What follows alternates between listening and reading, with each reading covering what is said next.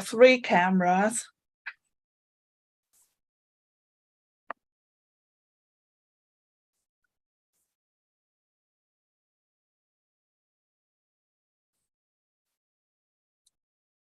Interesting. I see a lot of done. But I think I need to reload it because it's still, chat hasn't loaded with me yet. But that's not an issue, it just needs time. We found out. Yep, there it is. Time, what's that?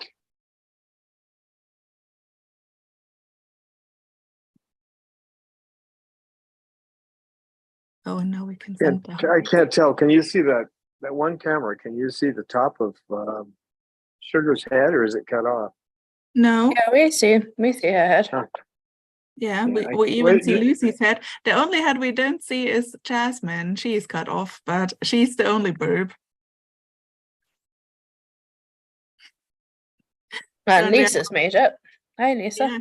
Our first chat. Looks like Welcome, Lisa. Good to see you. Looks like I could raise that camera up a little bit. Cecil, you want to move? I know you want to get my phone holder. Excuse me, guys. I'm gonna try to stand up in here.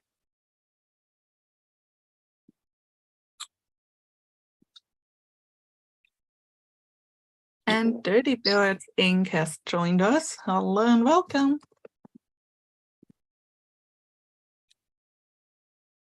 I'm only seeing with the Zoom picture, so I don't know what I'm getting.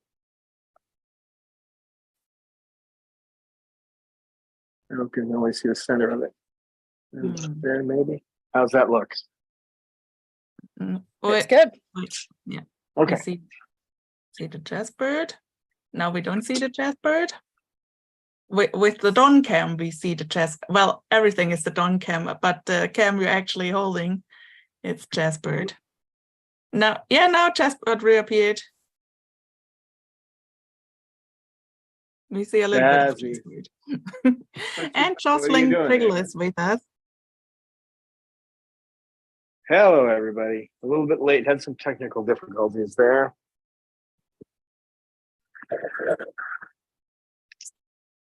Zoom has a problem with the webcam off of the computer. It keeps cutting in and out for a while. So, isn't that right? Isn't that right, Cecil?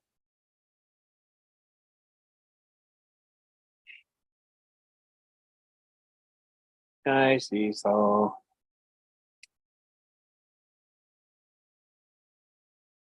KK, what are you doing?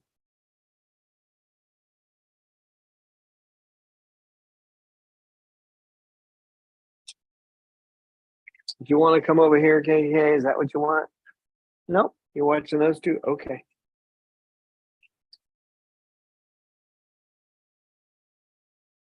Oh, Falcons is here.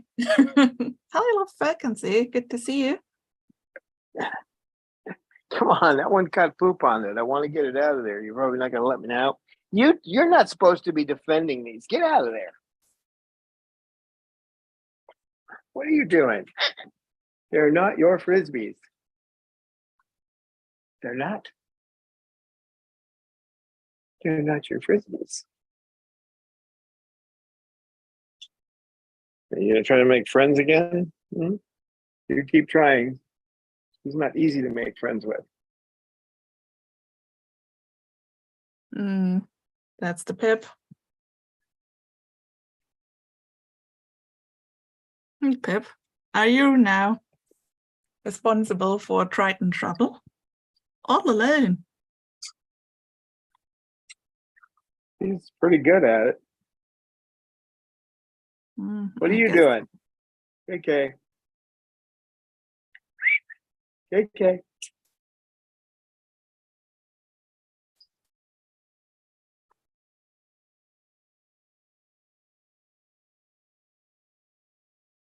He got in a loop with squawking last night for about an hour, so I had to put on my headsets that make me look like a giant bug, and none of them cared for that terribly much.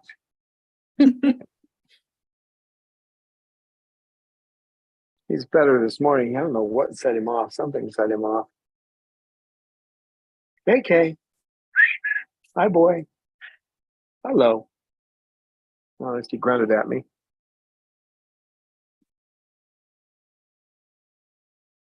Can Now we anyone have see the hearts in the chat? Yeah. The flying hearts. Oh, the flying ones. No, I can't see flying ones. Okay. Maybe it's only for people on the phone. I don't know. I already saw that on my phone that this is now possible live streams, that when you like situations, so you can at the someone is pushing it now. On the right bottom side of the chat there is a heart, and when you push it, oh yeah, now the people are pushing it. You can push hearts, and you can push the 100% and the laughing smiley and I think surprised smiley. Yeah. Oh, cool. Yeah, surprise. Okay, got it. Lots of people can obviously see it. Great. So, and looks like we have 2 people here today with Jocelyn and Dirty Birds, who come back to the birds after Dirty Birds was on holiday and Jocelyn was in rehab after surgery, I think. So, yeah, I think the birds will be very happy to see you guys.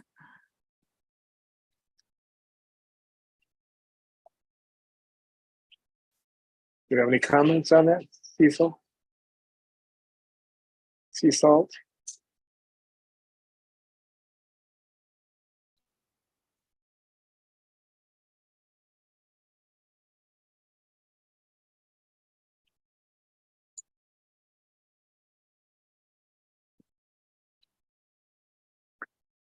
That's another reason I was late. He's been tearing that up, and I noticed he had it down to just two straps that were tied on there. So I had to put some metal straps on and another one of those heavy duty zip ties. He breaks them up, and then Cecil uses them as toys. So, or whack me in the head with.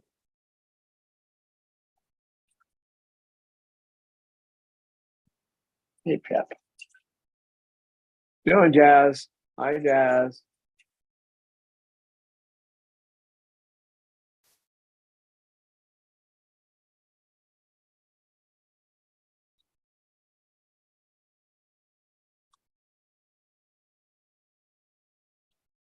Yeah, as Someone Eleanor doesn't. wrote in chat, you would make Shuggy and all the other birdies so happy if you push the like button, because that helps distributing the video on YouTube. You got to bash that like button with your bashy ball.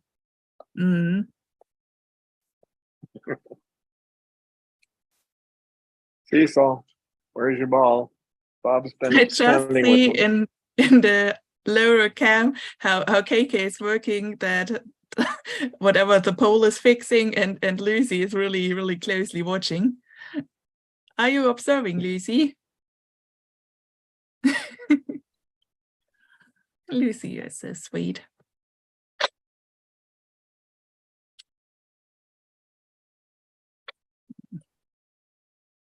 Oh my, and Shuggy has such a good brain.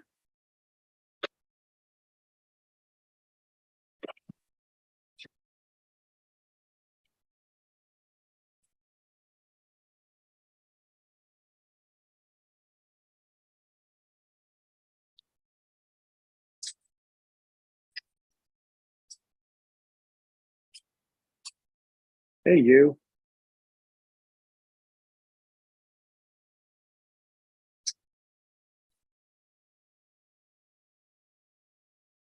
What are you doing?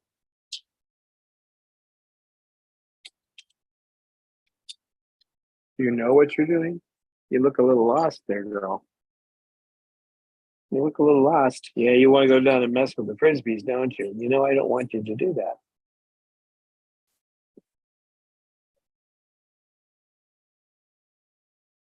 I'd get you your own frisbees, but I don't think he'd let you have them.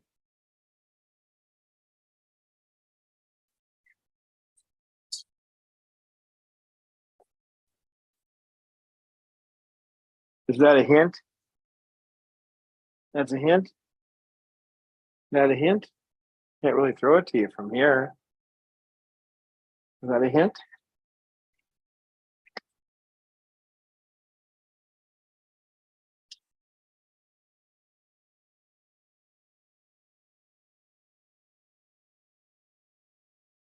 Snowbird. Peppa. Peppa. Little girl.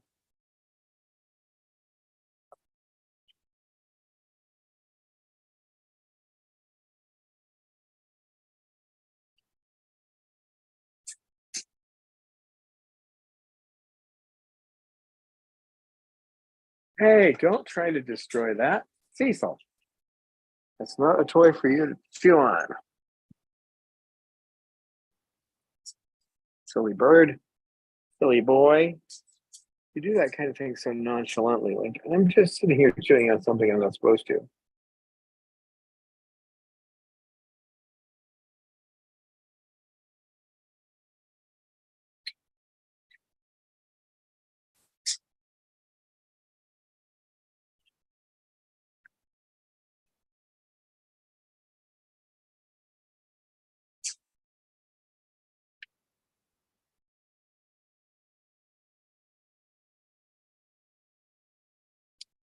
And Rosebud Atkins joined us. Hello and welcome. Hello. I am working on a little video about peaches for Wednesday. And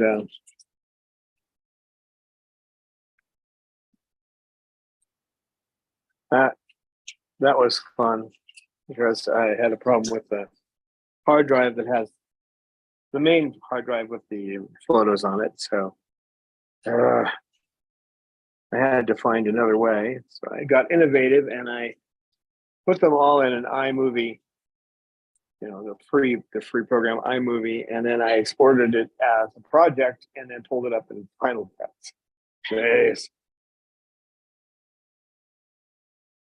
What you gonna do, huh, Willis? Huh? What you gonna do, Cecil?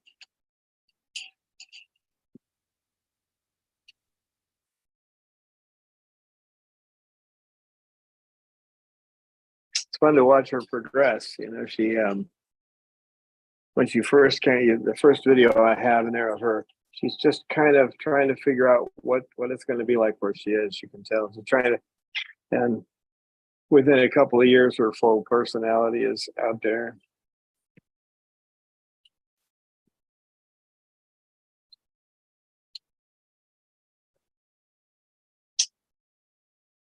What are you doing?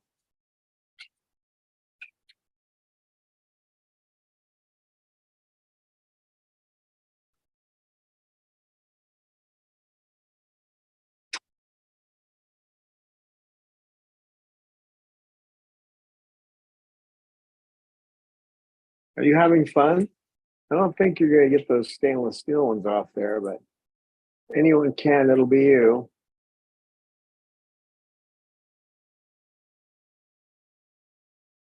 Looks like he's bending them, so he might.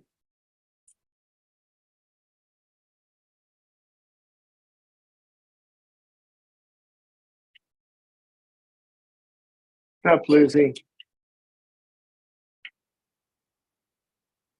Yeah, her beak. I did her beak Saturday. Had to do it again on Sunday. It's kind of, he's having problems with that lower section of her beak. Thanks to the place that had her for all those years. That's right. They didn't know what they were doing. What are you doing?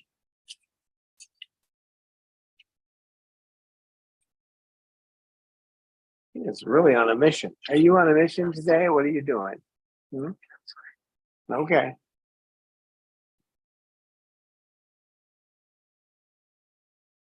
He said something to me. I don't know what it was.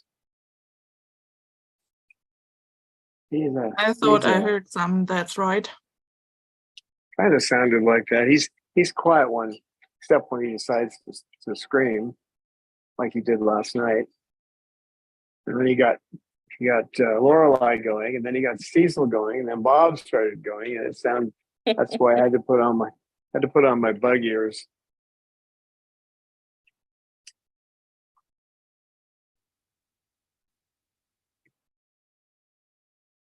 That's funny. I guess the new AirPods are not the ones I have, but they would probably be about the same as having my bug ears on. But bug ears are cheap. What are you doing? And what are you doing down there? And what are you doing, Snowball? Are you protecting your frisbees from Pippa? Is that what you're doing? What you doing, Snowball? Hey, Snowbird. No. Hi, boy. You're just too cute, Snowball. Snowball.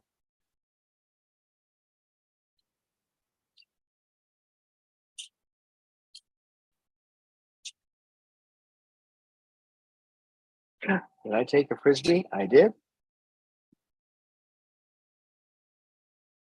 That's another one I got to clean. Yeah.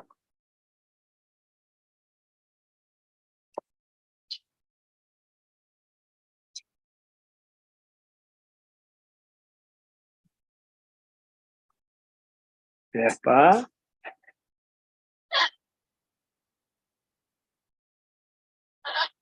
Hello. We have some Triton room monitor again. Pippa. Snowball.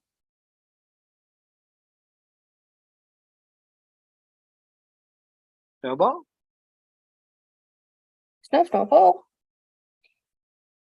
The big snowbird. How you doing?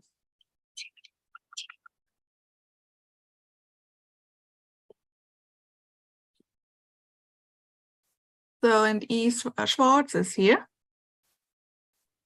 And Hello. actually has a question or is wondering. Always wondered how toos evolved to be white colored versus many other colorful parrot species. I don't think anyone has the answer to that. Obviously, it had to do with their environment. And what we see as white, they're not actually white. We just can't see into the range where their colors are. We have a limited range of color that we can see. So they don't see each other as white because they see into the ultraviolet and the fluorescent. So whatever it was, I think that actually gives a good answer. One never knows why exactly that happened to them, but I think the first point is there are also black colored cockatoos, so basically other way around, and then I think something in between, like the pink ones. And I don't talk only about the Moluccans, but I think the Corella or is it Corella? I don't know, Corella.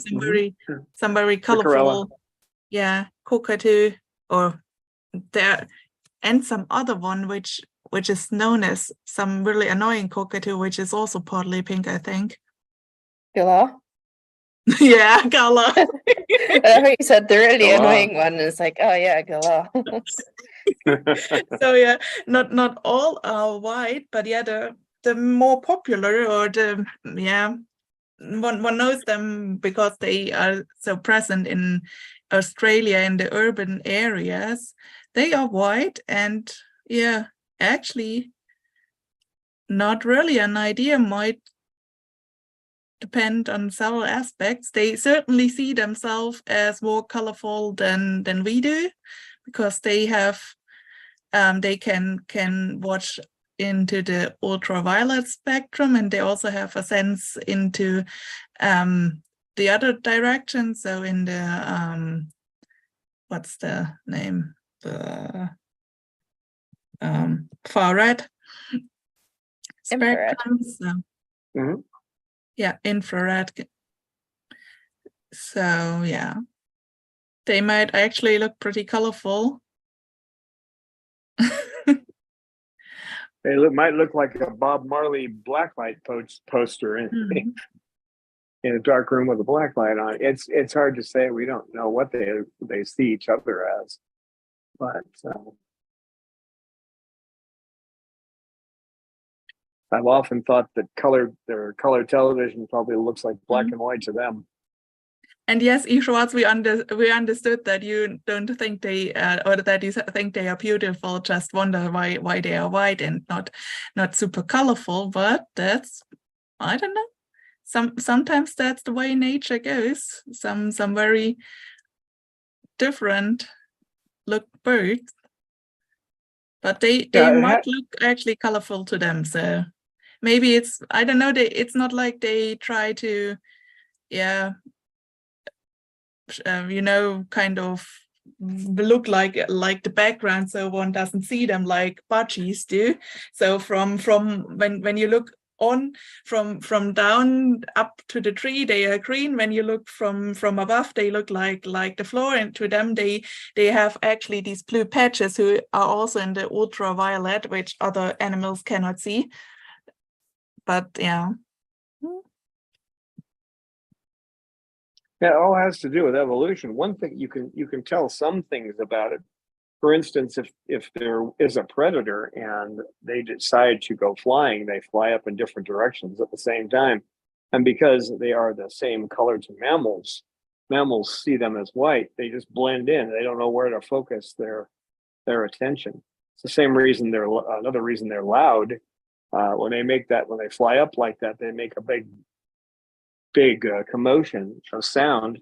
We're talking like 150, 175 decibels coming out of these birds, all at once, and that tends to scare off predators too. So, but it's all evolutionary. Obviously, they don't have their color for the same reasons these dark brown moths in forests that have caught on fire are there. The reason there's dark brown moths or gray moths is because they blend in with the ash. The white ones die, but it's not for that reason, because obviously these guys have ways of dealing with predators, being all the same color. As long as they're all the same color, they're hard to pick out in flight.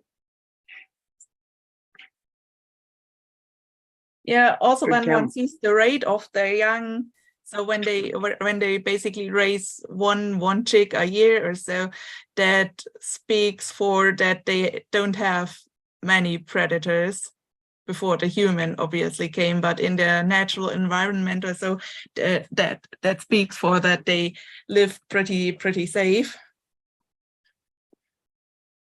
Otherwise, they had, I don't know, 100 youngs a year. Yeah, and they raise their young way up in the trees. And of course, that's what they do now. Of course, they spend a long time in jail if they try doing that in places like Indonesia anymore, but because of the work of the Indonesian Parrot Project. But they chop the trees down to get to the babies. That was their method of capturing these guys. So now they breed them in captivity. The problem is that they're bred in incubators, so they have all kinds of mental issues because of that.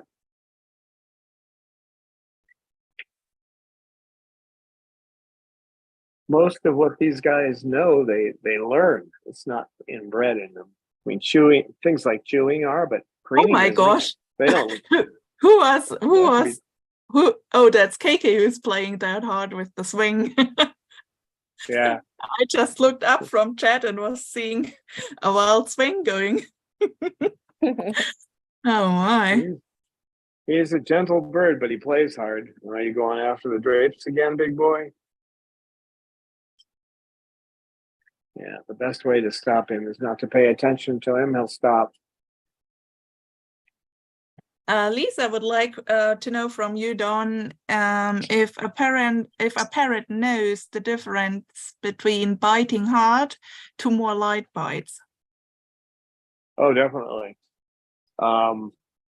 When I reach down to get Bob Baloo to come up on my lap, he puts his beak around my finger so gently you can barely feel it, and then I just pull him up.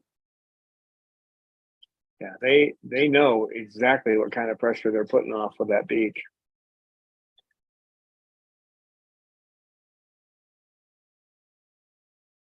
And they tend to be gentle with their beak unless they're eating something or they're chewing wood. They're gentle with it. The exceptions are when humans have taught them otherwise. Depends on the paycheck they get. And if you give them a good paycheck for biting you hard, like yelling or screaming because you got bitten, well, you just reinforce the bite. So that's what people do, unfortunately, and train them that that's how they get the best response. But he nibbles on me quite a bit. This one, I put my finger in her beak all the time and no problem. This one doesn't usually let me do that. He'll just think, I'm not kind of, but he will occasionally nibble on me. It doesn't hurt at all. Yeah, from outward evidence, it's pretty obvious that they totally know how to control the pressure on their beaks. Not so much with their feet because all the toes move at the same time. So if they're holding on, they will hold on with until they feel a solid grip on something, and that may have a couple of their toes might be digging into at that time, and there's nothing they can do about that.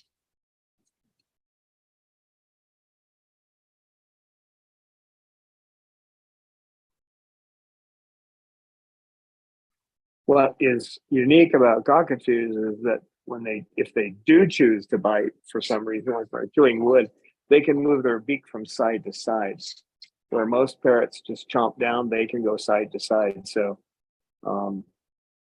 Dr. Jenkins said that a cockatoo who has been, he didn't say trained to, but that's the general idea.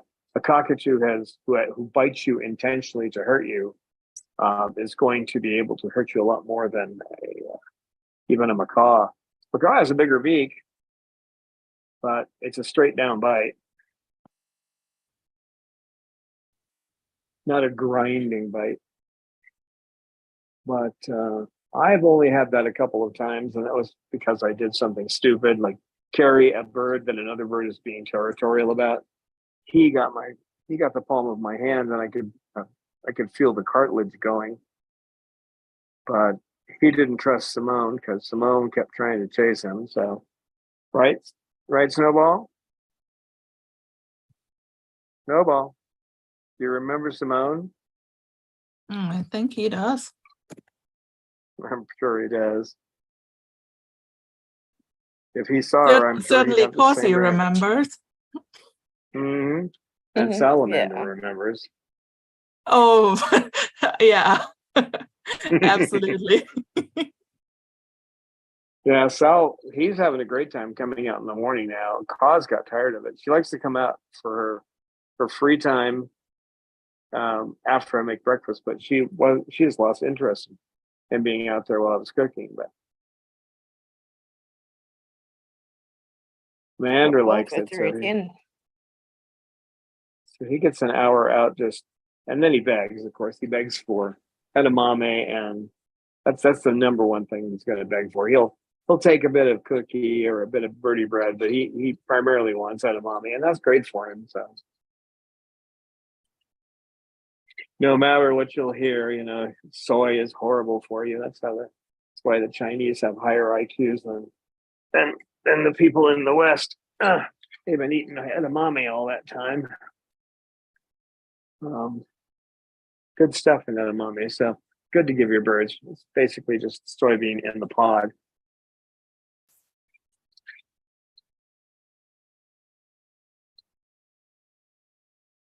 But that's his favorite treat. Oh, Mander. Bob seems to be the peanut butter cookie that I make now, which is it's half whole wheat flour and then half Missouri pellets, and then a lot of peanut butter. I put there's a whole cup of peanut butter in the cookies. And peanut butter is good for them. It's a good blend of fat and protein.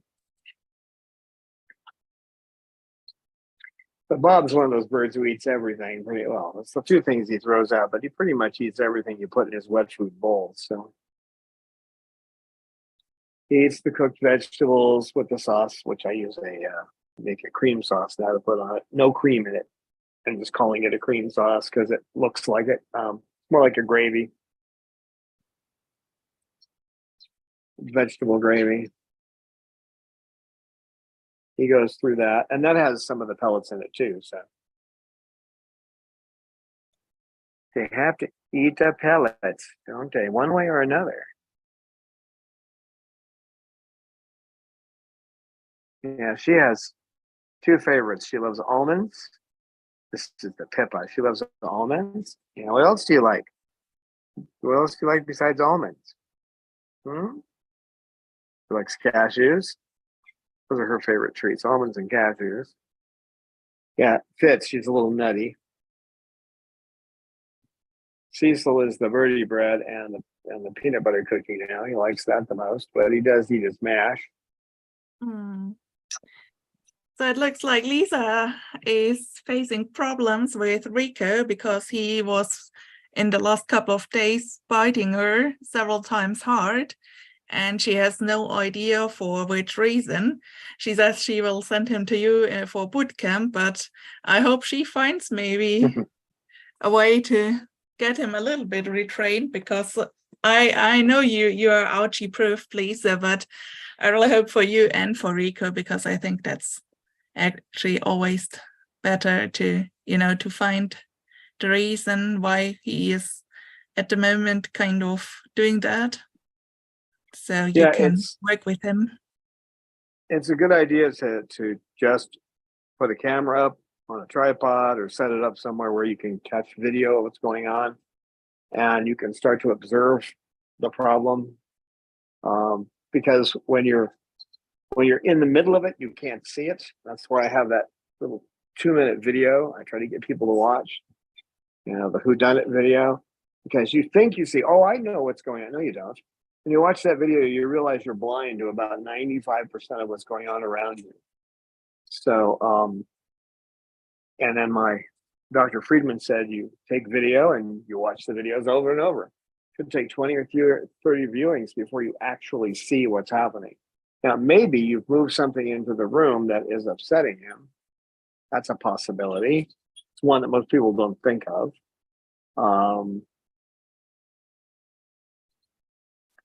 It may be something you can it also be when one has, when the human is kind of in a mood, nothing towards you, Lisa, I just mean in general, because I have the feeling my budgies react to the way my mood is. So when I'm really terribly upset, they react to it, definitely, as they do react when I'm terribly happy. Yeah, and if you're reacting by fearing the bite, if the bite happened at some point and you jerked back and you're looking for it, that's another way to create it. Yeah, I think that's not the case in Lisa's. Yeah, if it can be, you made some change in your physical appearance, the clothing you wear, hair color. Still remember the one lady said, well, I haven't changed anything. So I started running through the list. And when I said hair color, she said, oh, I changed I have red hair now. So she went back to being a brunette, and that was the end of that. It's like trying when Chloe reacted to that the baking powder, the Rumsford baking powder. She didn't like the color of the can. I had to look around. It took me 5 minutes to move things around until she stopped screaming. But with biting, if there's an irritant in the room somewhere that's staging this, then you just got to think what was the room like, what the situation like before the biting started.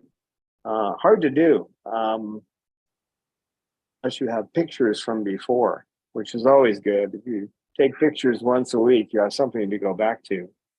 There was a lady who had problems like this, and it turned out she just stacked some boxes in the corner of the room. Her first reaction was, I haven't changed anything. And then just look around the room and see if anything's different. And she noticed the boxes. Well, I put those boxes last week. Oh, that's when the problem started. Took them out, no more problem. It's not an easy thing to figure out sometimes, but you might want to keep a journal and note down when it happens, what time of day, the clothing you were wearing. Just take extensive notes. Sometimes it takes that.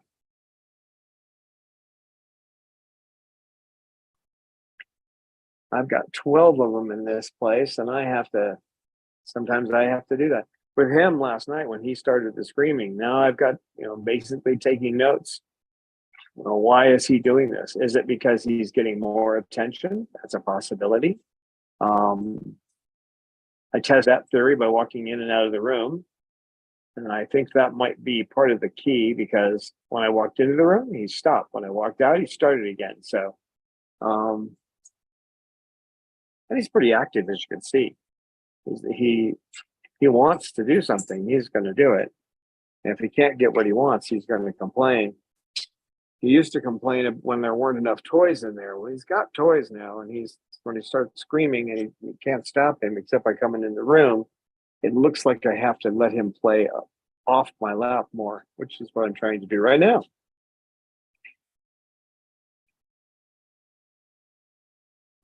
E. Schwartz would like to know, what are your observations with color of clothing affecting behavior?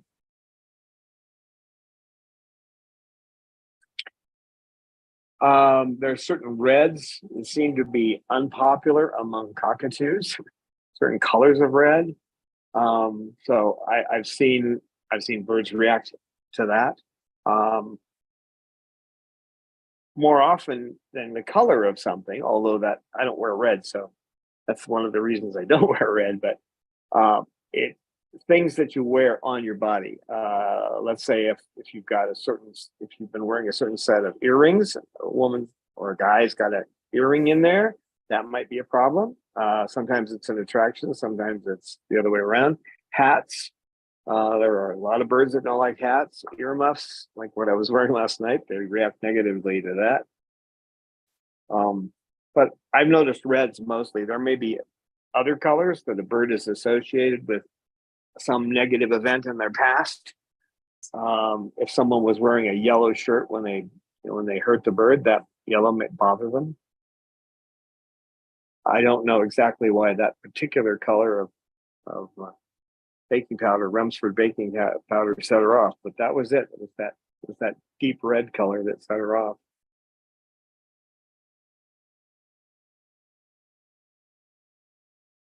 Pretty much I stick to greens, browns, blues, black, white. I mean, I'm pretty basic. I don't go to anything too loud with these guys. When I say green, I mean dark green. I don't mean something that like people wear when they're out directing traffic. That kind of color would probably affect them. I say probably because I don't wear it. And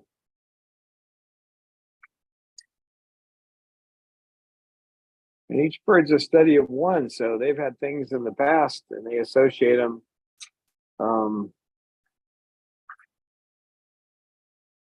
They associate, like we do, they associate events they did not care for with certain colors and environments. So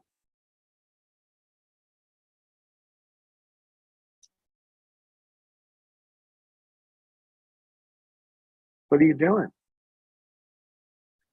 What you doing, KK?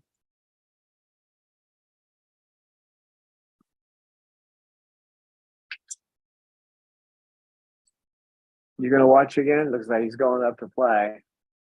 Lucy's setting up to watch him again.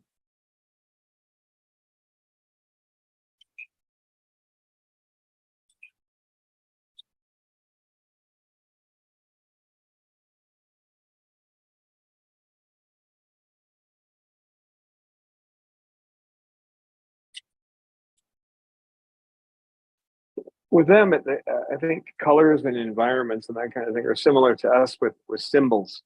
You see a certain symbol that was used in the past, that indicates something terrible, and you see it again, you generally will have a negative feeling about it.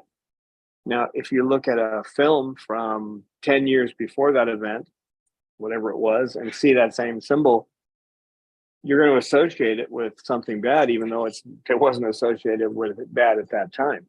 So,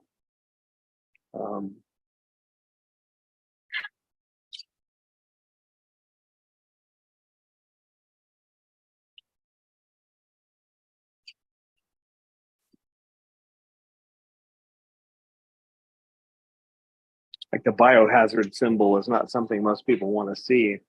And you wouldn't want to see a biohazard, a box that had biohazard sitting in your living room, right? No, you're not going to eat that. No. Yeah, bye. Yeah, bye. Hi, baby.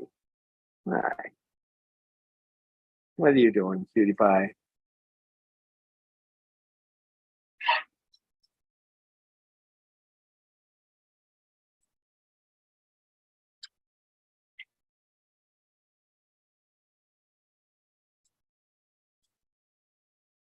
So I just posted a reminder again in the stream, so everybody still knows that we will have a Peaches memorial stream instead of our usual live stream on Wednesday. So bring your blueberries, everybody. Yeah, Yeah. absolutely. We try to celebrate the Peach, and it might be a little sad because we all miss the Peach. She's now, this Thursday, she will be gone for a year. And we miss her terribly, and we like to honor her with a live stream. And we hope you can join. So I think Peaches always wanted to say hi to all of her friends and will be so happy if many friends show up. That's right. And then we can together remember the Peaches and how gorgeous the little girl was, and her wisdom and the many funny things she used to do, like upsiling the couch and trying to reach the floor, and her famous aerobic videos she did. We had a gorgeous Peach. And she's still inspiration to us. So put the date up in your calendar. It's the usual live stream time, but this time it will be just Peach. Yeah, she got along. She tried to get along with everybody. She got along with everybody, but she always tried to make friends. And you have to wonder about people that didn't see the beauty of that personality, because she would waddle over like a turtle, and she would just be hello, hello. And yeah, it's hard to trust somebody who didn't see that that beauty of her personality. Well, there weren't many people that didn't get along with her. Most people did. Yeah, there's only a few. I mean, I can count them on one hand.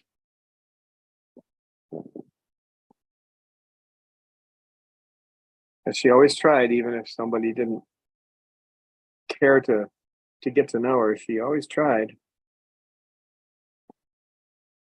That was very peachy of her. Yeah.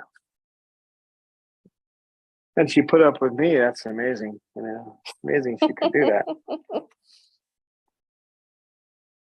Oh, she adored you.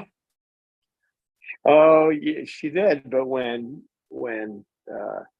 Sugar came in, she wasn't overly happy about that. And then comes Jasmine. She wasn't too happy about that. She overcame it. I think she would be absolutely intrigued by the fact that Sugar and Jasmine are kind of friends now. I say kind of because it's a Moluccan friendship. It looks strange to us, but it's amazing how well they get along now and kind of care for each other. I think Peach's jealousy was more bark than bite, though. Oh, I don't think it bothered her that much. I think it was more just she liked to make a show of it. Yeah, and it's never against a person. So I think she just didn't like that Dawn was so close to Sugar sometimes. But I don't think she was against Sugar in general. There's some footage actually showing these two got along fine. So they can sit nicely together. Absolutely.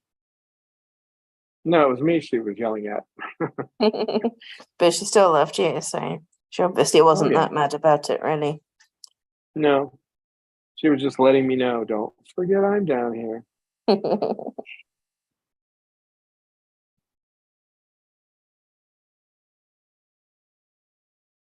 and Green Dragon is here in chat. Hello and welcome. Hello. KK, can you say hello? You probably can, but you're so quiet. Absolutely. That's quiet. Quiet except when you I yell, think he's right? chattering all day long. Yeah, he's talking to himself now. What are you doing? Mumbling his cockatoo beard. Another thing about the biting, it's when they develop issues, you just have to work with them and figure it out. Like he started the screaming last night, and I'm just working on it right now. I've got some basic ideas. He doesn't do it when I'm in the room, so it's attached to me in some way, and then I'll be running video at night just to look and try to see if there's something he's focused on in the room.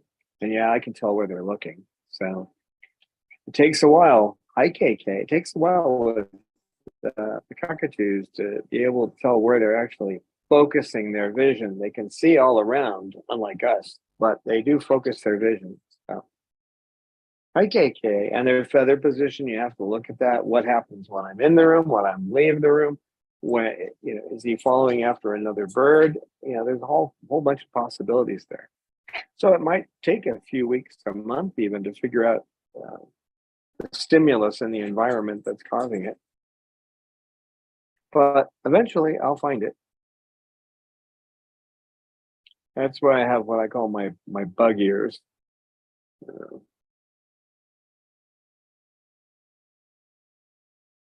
They don't completely deaden the sound, but the sound is low enough where it's just about where my tinnitus is. It runs around 25 decibels when I put those on. AK bird, which means instead of hearing the birds, what I hear is the ringing in my ears, which comes from what? Which comes from you guys, KK bird. Yes, I know you want to come over. It's all right. He's just coming over. It's okay. You don't own my lap, and neither does he. The KK bird, KK bird. KK bird. KK. The KK bird. Is the KK bird now best friend with the Cecil bird? Yeah, he gets along with the Cecil bird now, and she's letting him sit there without doing anything, which is pretty good for her. Right, Pip? You're a good Pip. You know that. Pippa, doing some Pippa whistle. No time for that right now. Oh, I don't really like him being here with me. She's dealing with it.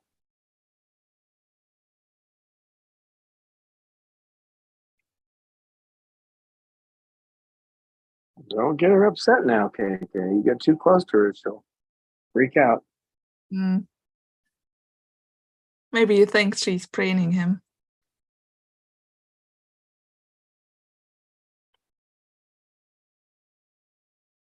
Yeah, we learned when we were taking applied behavior analysis and you're dealing with these kind of issues that you have antecedents. Those are the things that come before a behavior. Then you have the behavior and the consequence. It's the ABC of behavior. So the consequence is what's driving the behavior, and the antecedents are the cues in the environment that cause the behavior to happen. Now, these are the stimulus in the environment that cause the issues. So you learn how to break it down and try to find what the function is. What the function is in their life? Why are they doing a certain behavior? And instead of becoming irritated because you have a bird that screams for an hour, I think you made an hour and a half last night, where you finally calmed down. You just try to break it down. So you learn when you take ABA, you learn to break it down, and then once you find what the function is, you can find something else that works. Now with him, I'm just, when he gets quiet or he says something I want to hear, then I reward him for it. If he's screaming, I ignore him. But you can't just ignore him. You have to praise him for the good sounds that he makes, or when he's being quiet. And they figure it out over time. They replace the behavior. But the better you can dig in and figure out what's causing it in function, it's serving in their life, that quicker you can deal with issues.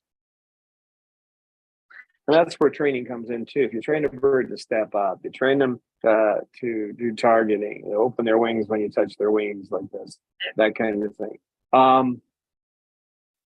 Your relationships that you need in order to be able to do the other things, which is to discover the functions in their life that motivate behavior. And they'll pay more attention to you, right, Pippa? Yeah, Pippa.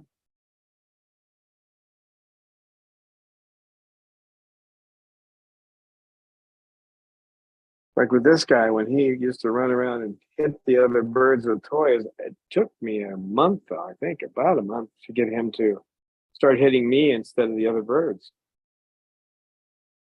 So the first thing I did is I used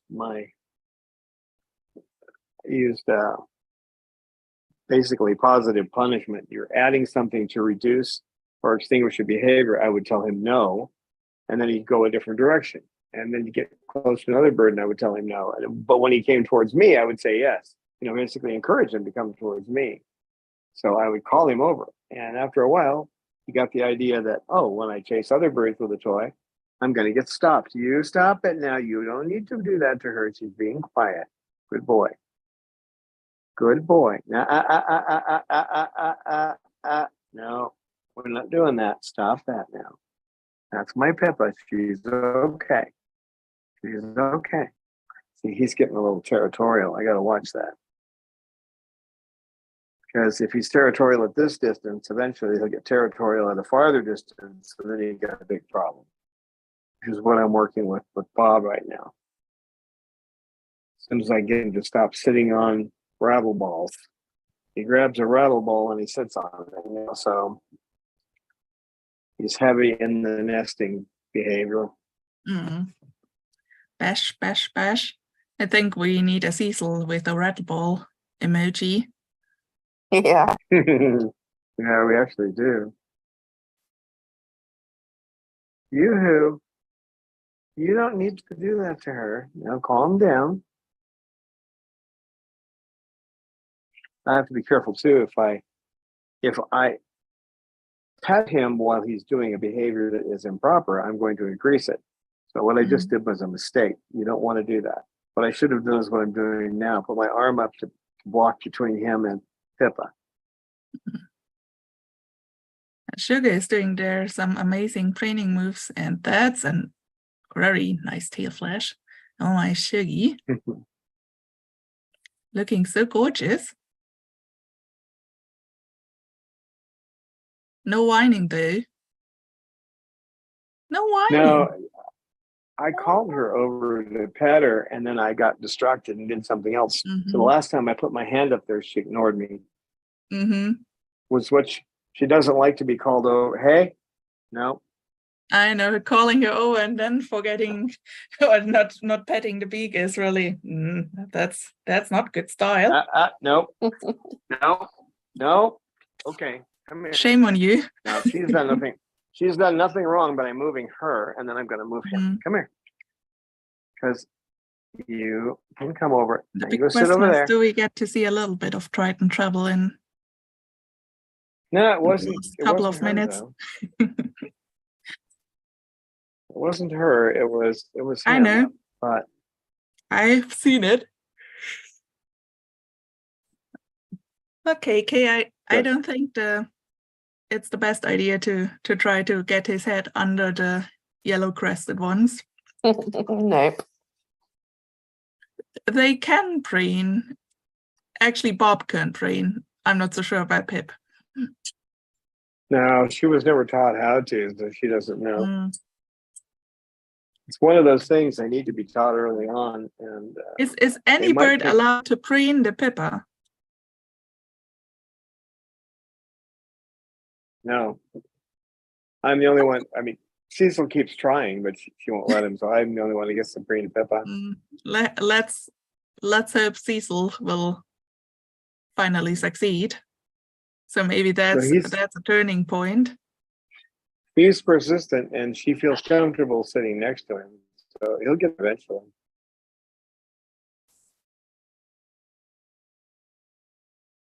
You're a good boy, Cecil.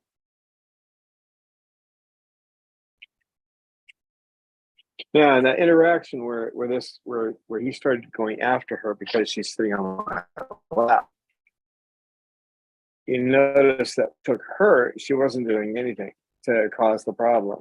I took her off my lap first because his aggression would have spilled over to me because he would have been protecting me. So he would have probably not hurt me bad, but he probably would have nipped me. So I took him out of the way, and then she came back over on my side. And she's okay with it. Right. You know you weren't. She knows she didn't do anything wrong. So, and he's just sitting over there now thinking about what he did. But the consequence of trying to get her away from me made him sit over there. So that was in the ABC, what you're trying to do. His function is to be able to sit next to me. That's what he wants to do, but he doesn't want anybody to bother him. This is just the way I'm looking out of my head. He wants to have a greater control over the territory of this area. So if I take him out of the area, he's getting a consequence that he doesn't want. So yeah, in the chat, I read Lord Cecil is good today, and Cecil is so well behaved. And I think that's basically a translation for why the heck is he not bashing Don? Yeah. Yeah. He will be later, I'm sure. Cecil, are you okay? Your fans out there wondering.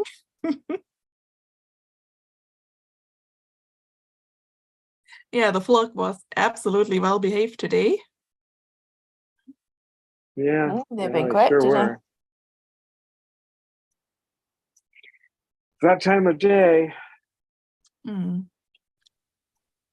Well, we'll be going outside, and they'll be getting a little rowdier. I've got a couple of bucket boys, 2 bucket boys that'll have fun. Oh yeah, I'm so excited for the bucket boys meeting their buckets again. Oh my gosh, that will be so cute. The bucket reunion.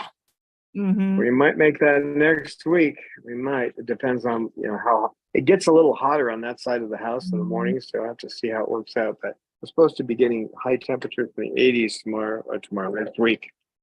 We might make it out there. We're getting temperatures in the like 62 when I came out this morning and got the windows open. I opened that window and the one in the back of the house, and I got 2 other fans and just kind of blow that fresh air through the house while it's still cool, and there's still humidity in the air. Right, Cecil? Well, folks, thanks for coming. Let it run over just a little bit because we started late. And thank you, Amy and Eleanor, for your help. And Lord knows I need help, I tell you. We'll need a little help from our friends sometimes. We do. And we'll see you for Features Remembrance on Wednesday, I hope. And you want to say goodbye, Cecil? No? How about you? He says, no, I didn't want to move. How about you? Oh, okay. That looks like a bright face. There's a bright face. We'll see you on Wednesday, I hope. Bye.